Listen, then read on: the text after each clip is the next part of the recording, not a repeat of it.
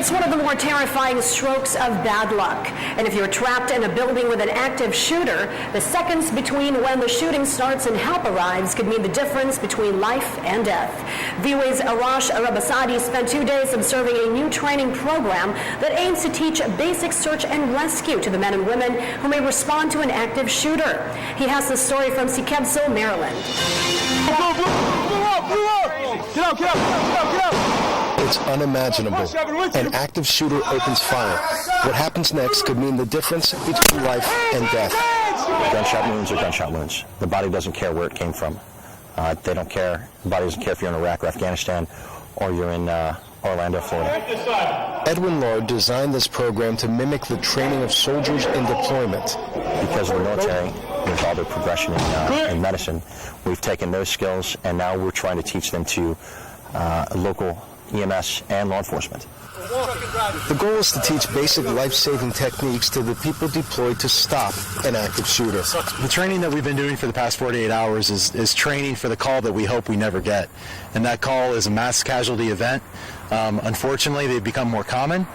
In this exercise, Adam Parks oversees Department of Homeland Security personnel. That prepares for being able to move into a spot, a hot zone if you will, that's not safe, that only law enforcement can go into. And because we're armed and because we have the tactical skills to get into a situation, we could perform the basic life-saving skills necessary to get victims out and get them to more advanced life-saving skills and personnel. Training starts here, in a classroom. Agents learn the basics of carrying and using a tourniquet. They learn how to stop the bleeding of gunshot wounds by stuffing gauze into a pig's shoulder. Then they learn to perform under pressure.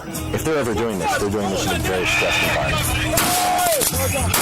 Adding to that stress, it is typically local law enforcement that first arrives to an active shooter. In other words, someone who just wrote a speeding ticket may be the first person responding to save your life. We would be on scene first of any kind of incident prior to the SWAT team or any tactical team arriving. The skills we're talking about teaching aren't very complicated. Having somebody mentally prepared to actually do that when it's needed, that's a whole different subject. In a world where active shooters are increasingly common, Lard says it's important not just for first responders, but for every citizen to learn how to apply a tourniquet. Because although help may be just a few blocks away, the time it takes for someone to find you may have already been too long. Ako po si Cathy San Gabriel. Subscribe na sa PTV YouTube channel.